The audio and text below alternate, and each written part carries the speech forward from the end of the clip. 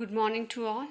Dear student, we are reading chapter 7. If you believe you can, you will.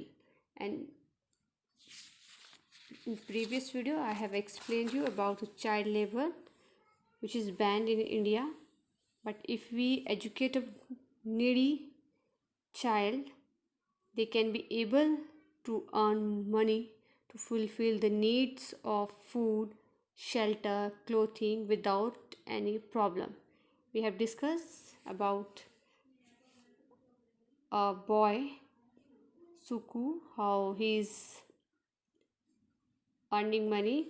After that, I have explained to you about the education is the right of every child, and Indian law ban the employment of children below the age of 14.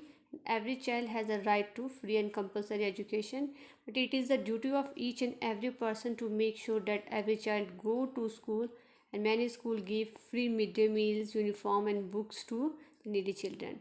You will be very happy to know that there are many parents who do not give up hope for the better future of their children because of poverty. There is one story which I am going to read you.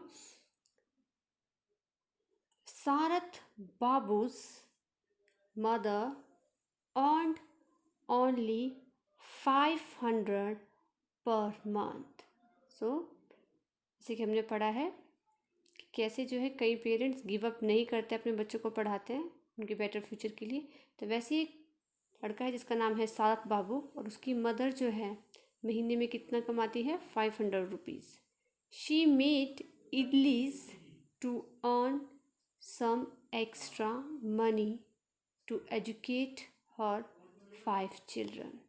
जो सारथ बाबू हैं उनके कितने भाई बहन हैं, वो 5, तो 500 रुपये वो महीने कमाती है। तो उसके अलावा वो क्या करती है, एक्स्ट्रा मनी कमाने के लिए इडली बनाती है ताकि उसके जो बच्चे हैं वो एजुकेट मीन्स पढ़ सके, 5 बच्चे हैं वो पढ़ सके। Sarath Babu sold idlis in the street of Chennai. जो सारथ बाबू हैं वो क्या करते हैं, मदर की हेल्प करते हैं और गलियों में क्या बेचते हैं, idli. His mother had to face many difficulties, और उनकी मदर को बहुत ज़्यादा डिफ़िकल्टी को फेस करना पड़ा, बहुत सी प्रॉब्लमों को फेस करना पड़ा। She had to get water before sunrise from a far away water tap, और उसकी मदर को जो है बहुत दूर से जाकर पानी भर के लेके आना पड़ता था, इससे पहले कि सूरज जो है निकल जाए।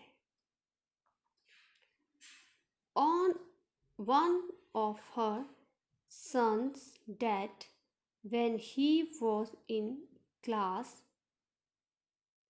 12th।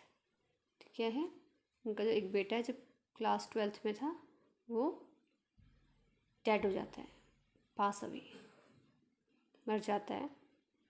He second son dropped out of school after class 10th, और उनका जो छोटा बेटा है सेकेंड सन है, उसने क्या किया है, क्लास 10th में था उसने स्कूल को छोड़ दिया। ड्रॉप्ड आउट मतलब छोड़ देना बीच पे पढ़ाई। But she did not give up hope and hard work, पर उन्होंने जो है गिव अप नहीं किया है, आशा नहीं छोड़ी है उन्होंने, और वो मेहनत कर रही हैं क्योंकि उनको किसको पढ़ाना है, सारथ बाबू को।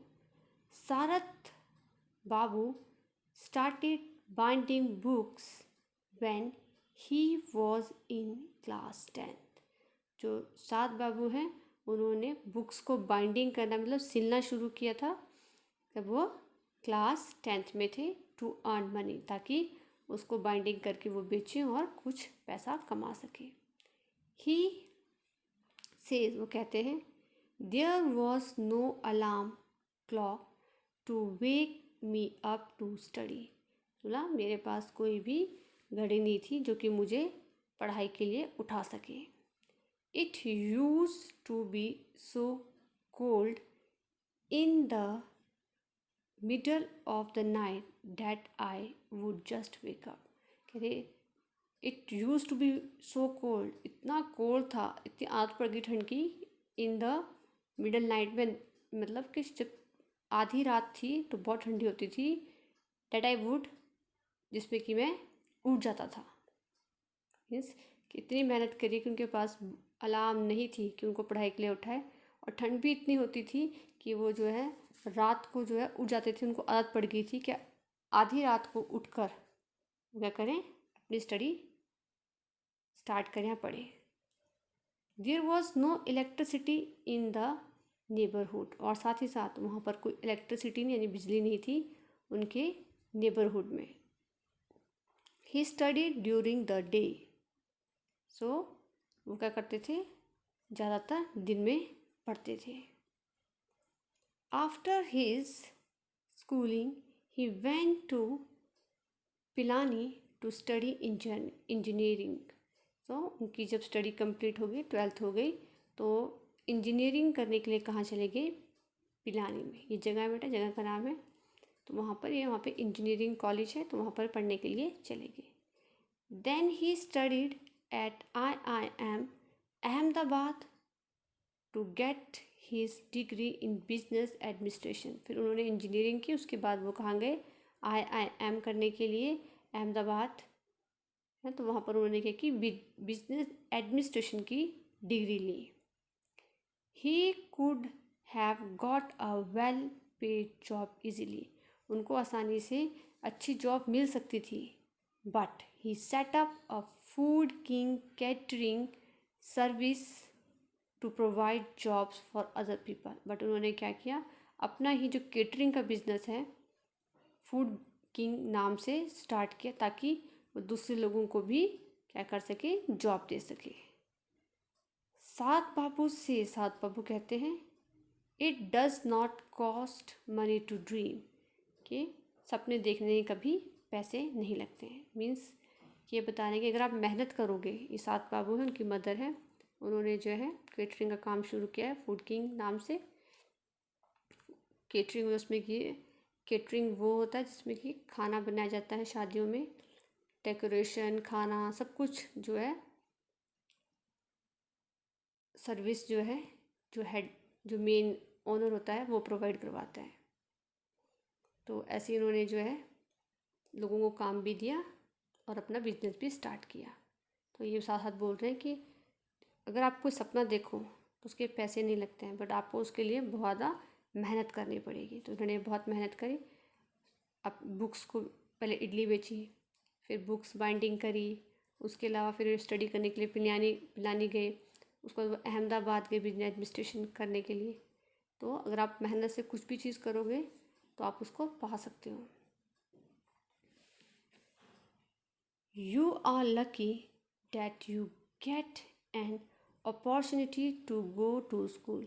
तो आप लोग जितने भी हैं जो पढ़ रहे हैं स्कूल में, वो आप लोग बहुत ही लकी हैं, क्योंकि आपके को अपॉर्चुनिटी मिली है कि आप स्कूल जा सकें।